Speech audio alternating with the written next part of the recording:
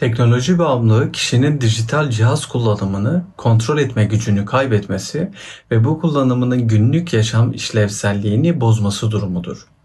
Burada kritik nokta süre değil kontrol kaybıdır. Çocuk ekranı bırakmakta zorlanıyorsa, kullanamadığında huzursuzluk, öfke ve ajitasyon yaşıyorsa, sosyal ilişkilerden ve sorumluluklardan uzaklaşıyorsa artık bağımlılık riskinden söz edebiliriz. Bu durum yalnızca oyun ya da sosyal medya ile sınırlı değildir. Dijital bağımlılık aynı zamanda dopamin, regülasyon bozukluğu ile ilişkilidir. Yani çocuk gerçek hayattaki duygusal ihtiyaçlarını karşılayamadığında beynini ekran üzerinden uyarmaya başlar. Bu durum ise en sık 9-16 yaş grubunda görülüyor gibi düşünülür. Ancak klinik gözlemlerin 4-5 yaşa kadar indiğini gösteriyor. Özellikle erken çocukluk döneminde tabletin sus payı olarak kullanılması bağımlılık riskini artırıyor.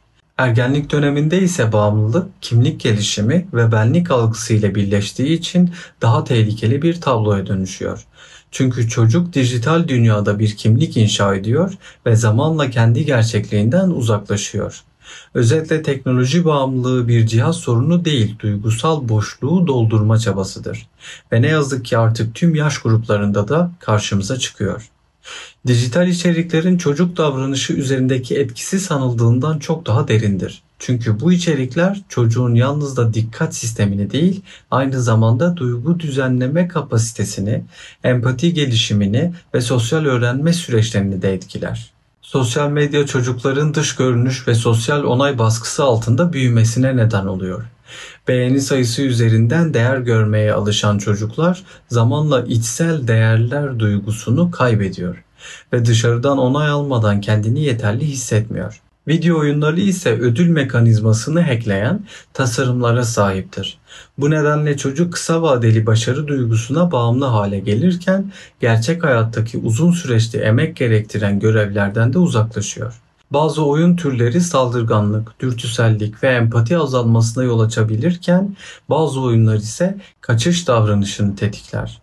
Bu durum çoğu aile tarafından oyun seviyor diye yorumlanır. Ama aslında altta hayattan kopuş ve duygusal yalnızlık yatabilir. Mobil uygulamalar ise çocukların dikkat sürelerini kısaltır, hızlı tüketim ve sürekli uyarılma alışkanlığı oluşturur. Tüm bunların ortak sonucu ise şudur. Dijital dünya çocuğun beynini gerçeklikten uzaklaştırır, hazza bağımlı hale getirir ve duygusal dayanıklılığını zayıflatır. Uzun süreli ekran kullanımı yalnızca göz ve duruş bozuklukları gibi fiziksel sorunlara da yol açmaz. Aynı zamanda beynin çalışma mekanizmasını da değiştiriyor. Çocuklarda en sık gördüğümüz fiziksel etkiler boyun düzleşmesi, duruş bozukluğu, göz kuruluğu, baş ağrıları ve uyku ritminin bozulmasıdır. Ancak asıl göz ardı edilen nokta şudur. Ekran süresi arttıkça çocukların duygusal dayanıklılığı ve stres toleransı düşer. Çünkü dijital dünya anlık haz ve hızlı uyarıya dayalı bir yaşam algısı oluşturur. Bu da çocuğun sabretme, erteleme, planlama ve odaklanma becerilerini zayıflatır. Psikolojik açıdan baktığımızda uzun süreli ekran kullanımı kaygıyı artırır, depresif duygu durumunu tetikler ve sosyal izolasyona yol açar.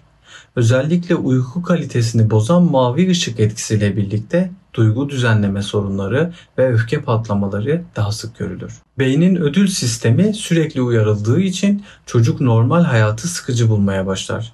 Gerçek ilişkilerden uzaklaşır, evde aile içi iletişim zayıflar.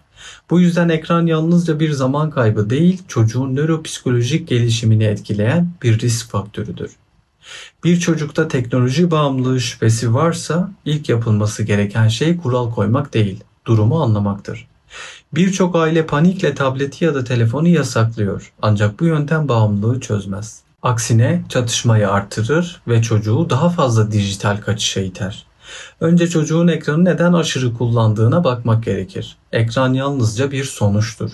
Asıl sorun duygusal eksiklik, yalnızlık, özgüven zayıflığı veya aile içi iletişim kopukluğu olabilir. Ebeveyn önce güvenli bağ kurmalı, yargılamadan dinlemeli. Dijital kullanım arasındaki duygusal ihtiyacı anlamalıdır. Ardından net sınırlar, belirli kullanım saatleri ve alternatif etkinlik planı oluşturmalıdır. Çocuğun hayatından ekranı çıkarmak kolaydır ama yerine bir şey koymazsanız problem daha da büyür. O yüzden ekran azaltımı davranış planı ile yapılmalıdır. Ayrıca aile için model çok belirleyicidir. Ebeveyn ekran başındaysa çocuğun bağımlılığını yönetmesi imkansızdır.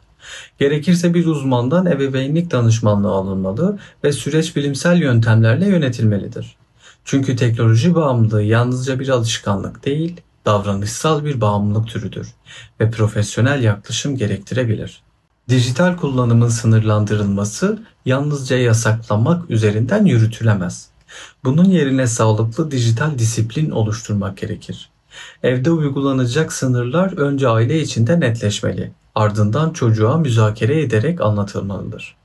Çünkü çocuk kuralların neden konduğunu anlamazsa direnir. Bu nedenle ilk adım ekran kullanım saatlerinin belirlenmesi. İkinci adım içerik denetimi.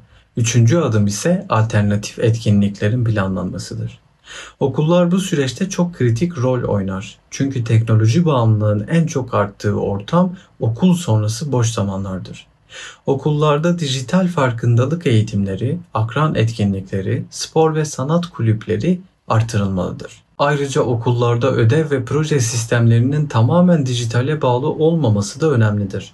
Aksi halde eğitim bile bağımlılık geliştiren bir faktöre dönüşebilir.